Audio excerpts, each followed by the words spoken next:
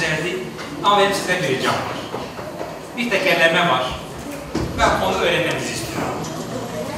Ben şimdi önce söyleyeceğim. Hızlı bir şekilde söyleyeceğim. Daha sonra tekrar edeceğiz. Yeklot dıklot yapmaşe. Şemso kutto rakbase. Beçe beçe kara beçe kırna botık dev. Şo rık. Uzanış var bir şey. Hadi hiç bekliyor. Yeklot dıklot yapmaşe. Yeklot dıklot yapmaşe. Şemso kutto rakbase. Şemso kutto rakbase. Beçe beçe kara beçe. Beçe beçe kara beçe. Kırna botık. Kırna botık. Dev şo rık. Dev şo rık. Kim söyleyecek? Bu ne ya? 100 yılda çalıştım. Şimdi daha güçlü bir ses var. Çok daha güçlü bir ses var. Hazır mıyız? Yeklot dıklot yapmaşe. Yeklot dıklot yapmaşe.